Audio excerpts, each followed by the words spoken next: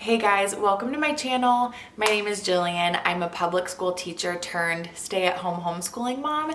And today we're going to talk about some of the things that I don't miss about public school and that we're so grateful that we've gained since transitioning into homeschool. So grab a drink and let's get going.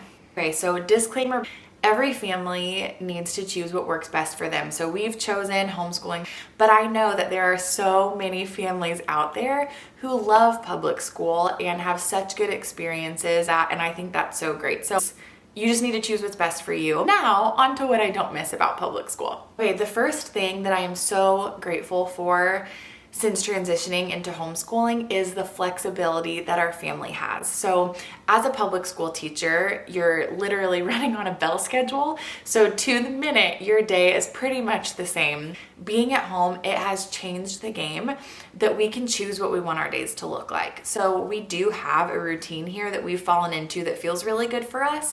But if the kids have an appointment or play date or the weather is like really nice or really horrible, things like that will change what our day looks like. And we love it. The other flexibility piece that I love so much is our school year flexibility. So as a teacher, when I had the summers off, we would obviously try to schedule as much as we could into the summer months so I wouldn't have to take off work. And I think that's a great benefit of teaching. Like, I loved having the months off in the summer as a teacher, so I think that is awesome.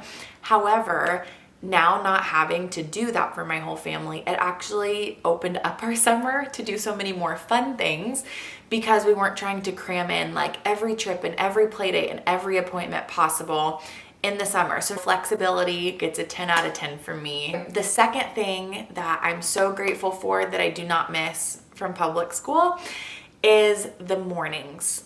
As a teacher and getting my kids to daycare, our family's mornings were really rushed and chaotic. I mean, every morning we were waking our kids up while they were still sound asleep and throwing clothes on and trying to get them to eat something before they left. It just felt like so much every day. When I transitioned to staying home, there was a 2 to 3 month period where my kids slept so late in the day, and it was almost like their bodies just needed to catch up and get used to being able to wake up when they want to. So now they wake up around 7 or 7:30, which I feel like is very typical. And it has been such a treat, like such a treat getting to stay home and having our mornings be slow and us being able to wake up and make breakfast together and just like play while everybody's feeling good and rested has been like my favorite part of the day. Number 3, moving from public school to homeschool, what I love is getting a better use of instructional time. So that time during our day is so focused and it feels so good because it's not stretched out. I loved teaching. I loved the teaching part of teaching. But there was so much sitting. Right now, while they're little, it's so nice to let them be little and let them play and run around and be wild and crazy and play outside. And then when it's time for school, it's not 6 hours a day or however long, a half day of preschool even.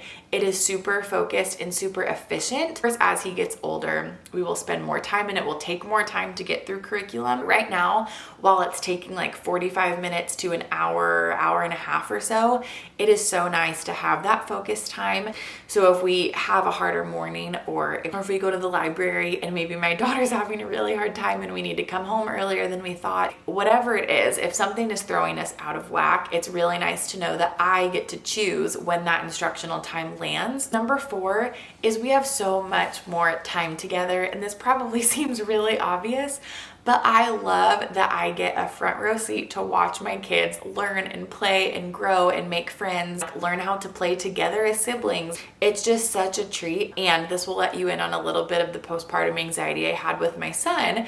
But I clenched so tightly to the time that we had as a family. I left school as soon as I could every single day, picked up my son, and we would like hunker down and just spend time together. And we very rarely on a weeknight, we didn't do a lot of extra because I was like white knuckled with the time that I did get all of us together. Also, like I said, I was a little anxious and a little on edge in that season. Now, because we get the time together, I've noticed that we are so much more likely to go do things because we're together all day. And so we're not as white knuckled on our time as we used to be. And that just creates such a better environment, and honestly family culture. It's freed us up to like go live and be and experience things together, and I love that. So that one sort of blends in with number 5, which is that our family has thriving friendships. So I feel like maybe it's just me. I feel like I know it's not just me. It can be so hard to make friends as an adult. And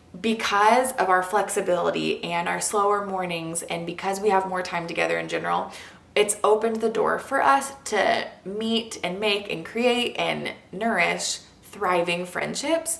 It has just been such a treat, because I have the capacity and our family has the capacity now to be able to actually invest in those things, and different people have different capacity for things.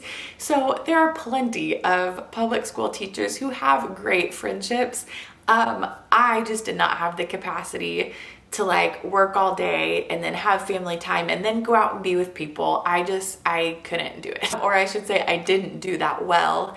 And now we've been able to really lean into having a greater capacity for time with friends. My last one, number 6, and this is kind of like the culminating point, is our family culture is so much better.